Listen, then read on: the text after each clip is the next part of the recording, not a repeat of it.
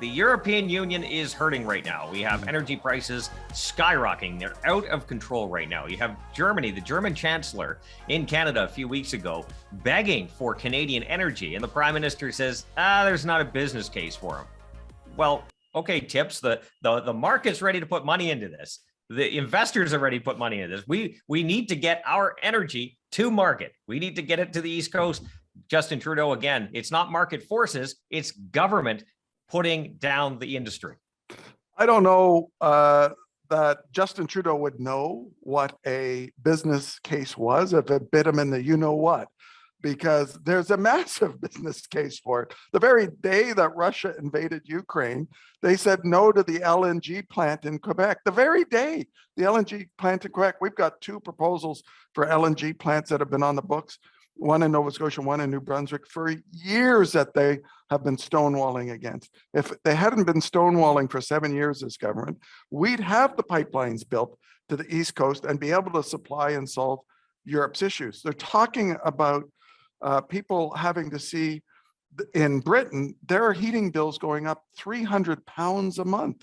People don't know what they're going to do. They don't have the money. And it's thanks to these policies, and we have excess oil and gas, and we can't get it to market. And even in Atlantic Canada, I have to burn Saudi Arabian oil in my house to heat my house in Atlantic Canada. That's a crime that we have to do that. Absolutely. We have tons of energy. We have ways to create income opportunities for people, create wealth, jobs in our own country, build it here, create it here, and export. We should be doing that. If the pandemic taught us anything, that should be it. Yeah, that's, the whole idea that we aren't reliant on our own energy within our own country. What's more fundamental than energy security for both your economy and for our everyday lives? And certainly the war in Ukraine has shown how important having that self-sufficiency is.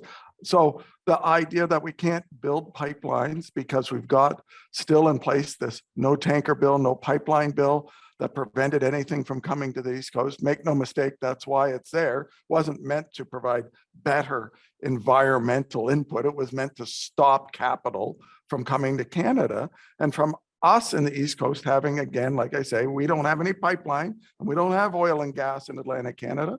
So our oil comes from Saudi Arabian tankers to St. John, New Brunswick to get refined. Our electricity in Nova Scotia, 58% of our electricity is generated from coal. And you might say, hey, that's great. Nova Scotia has lots of coal. Not anymore. That coal comes from Colombia. So they ship coal from Colombia to Nova Scotia to generate electricity, but we can't get natural gas and good, clean Canadian oil to Atlantic Canada to use to heat our homes and fuel our vehicles. And look at all the lost opportunity, right? You have a lot of expertise in this. Like, as we said before on the show, capital takes the path of least resistance, just like anything, right? Yep. If there are bottlenecks, and this bottleneck in this country seems to be the federal government and its Marxist-Green ideology, they're shutting this down. The government is doing this to you. They're not doing this for you. They're doing this to you. That could create jobs, opportunity, and wealth, not only in the West, but also in the East. We could have self-sufficient energy independence. We could actually provide and be a beacon to the world on this. But yet our government says no.